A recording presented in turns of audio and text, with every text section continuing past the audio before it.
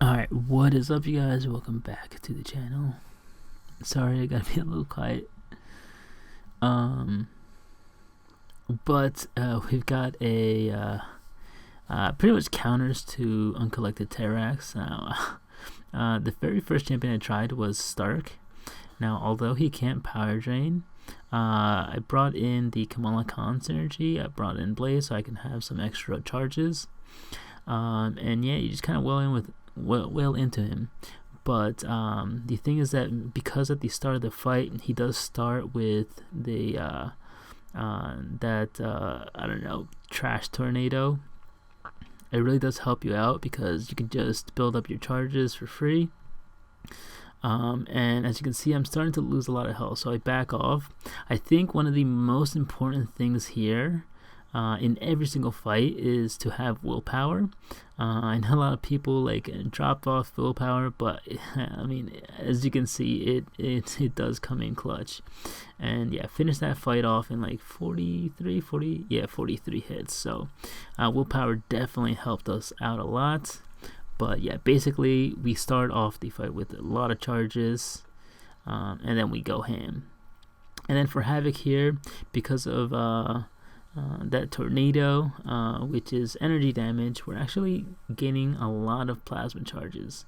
Now I don't even have an awakened Havok. You just want to probably start the fight off with without parrying if you can. And so what I was doing there is I avoided the parry just because I wanted to conserve my parries for whenever I used heavy attacks. So that way I could just hit the heavy, get the feedback, and yeah, so in case I need to do a little bit extra damage. But yeah, hit the SP3. He had about 8 stacks, did about 100k health. Now I did have the weakness on me, so it did lower our damage a bit. But now what we want to do as well is yeah, just get him down a little bit more. But yeah, Havok worked out really well. This is basically your damage dealer.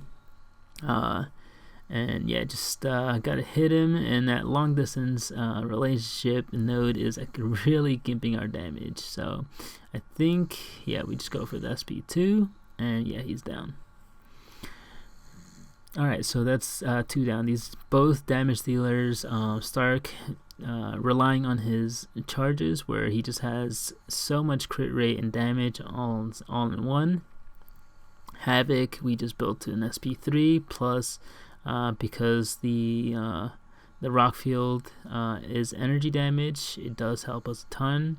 Now with Hyperion, you want to throw in an SP3 as your first special. In this team, I did use the Captain America Infinity War synergy with just the one that the cosmic synergy that increases your buff duration. And then I just went for the SP1s. But you just want to have that that extra buff duration just so that you can spam your special attacks. And then if you get an SP3, go for the SP3 as well. That way all the weakness drops off as well. But yeah, you really don't want to be hitting too much into him after he uses special attack. So basically the 2 ways that he does get his rock field is after he throws any special attacks and at the very start of the fight. So as you can see here, just gonna throw an SP3, and I believe this does him in. So that did 11%, and the second hit ends up doing the rest of his health. So yeah, Hyperion did really well. So basically SP1 and SP3s for the most part.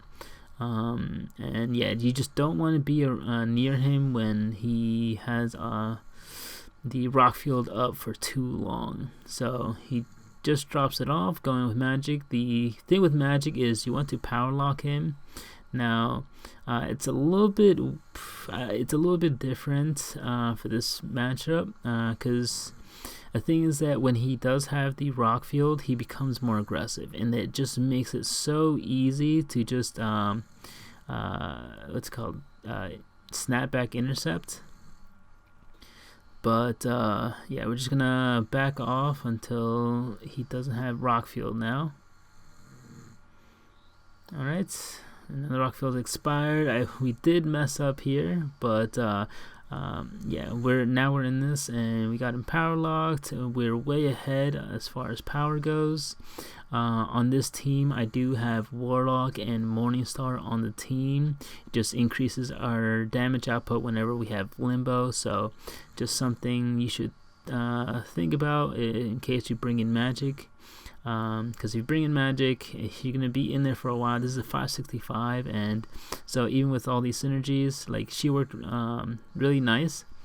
But as far as speed, definitely one of the slower ones, especially because of the long distance relationship, just gimping our damage so much. But you'll notice in all of these fights that willpower is just saving our ass. Like, it's insane. Like, we were down below 50%, and now we're over 60%.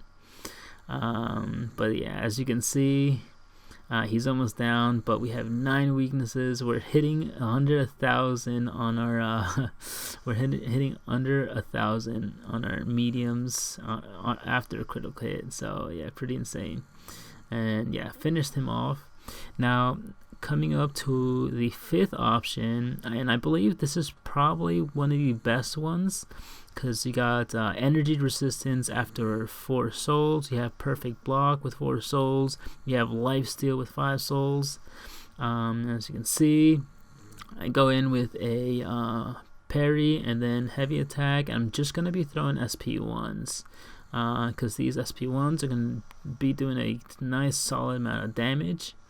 Now, the other thing is that whenever he gets the power gain, we're also going to siphon his power. So it's really going to help us out a lot. And then the perfect block, 50% perfect block, is also really going to help us when it comes to Hyperion, because this is a limber node. So just everything in Morningstar's kit is just helping us out so much. It's like insane. This fight like went so smooth. Yeah, no complaints here. Here I just tried to medium or dash back from his medium and then a light attack, and yeah, the spacing wasn't there. I thought it was gonna be there, but obviously it wasn't. So something I learned, and won't try again. But yeah, this fight was definitely cake. Like, there was no stress in my mind. It just, yeah, go in for the special attacks, and yeah, he's down. Alright, and then we go in with Namor. Keep in mind, guys, all these fights I did bring in the Heimdall synergy just in case I messed up.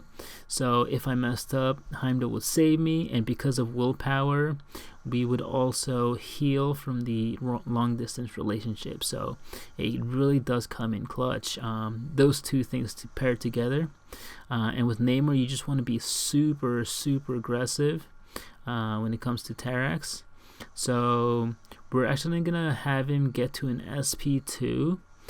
So we're gonna bait heavies by hitting him 4 times and then immediately blocking. Now I accidentally mistimed that SP2. I'm gonna go in for the SP3. One thing that I'm still not used to is the fact that his power's still there, but he just isn't gonna gain or isn't gonna use specials. So the other thing is that I forgot that I wasn't in Imperious Rex form. So yeah, I was thinking, alright, I'm just gonna go in and special 2, which is what I normally do in Alliance War, and that just didn't happen. But luckily the Heimdall synergy helped us out with Unstoppable, plus with willpower we healed up a little bit, and yeah, that fight went easy. And the very last champion I used, this was on a live stream, is Quake. He just wanted to use a heavy attack as much as possible, and we're actually going to be able to stop his power gain. Now, by far, Magik and Quake were the slowest options, with the, I think my favorite options being Morningstar and I believe Namor. Yeah, Morningstar and Namor were probably my absolutely favorite champions to use. But with that being said, guys, I hope you guys enjoyed, and I hope this helped you out against Uncollected Terrax. Yeah, it's not too bad. I like how I love the Terrax's animations, guys. I contemplating going for him. I'm really contemplating it. Yeah, the only thing with Quake is that long distance relationship is actually gonna really gimp our damage, especially we're not running suicides. If we were running suicides, this fight would have been done. But yeah, we're doing like 2k damage. But yeah, I hope you guys enjoyed. I hope this helped you out. Let me know who you guys used. I believe these champions are really good for him, just because yeah, we just basically play around his abilities. So I guess a little recap. Stark, he just start evading at the very start of the fight. Havok, he just gains an absurd amount of plasma charges. We had Magik, power lock him. Morningstar just siphons his power gain, so we don't have to worry about special 3 as often. Plus his SP1. You just throw your SP1s. Namor be super aggressive, and Quake, just play Quake. And Hyperion, SP1 is SP3 cycle, and SP2 if you're about to hit another SP3, I guess. But yeah, that is it to the video, guys, and I'll catch you guys in the next one. Take care.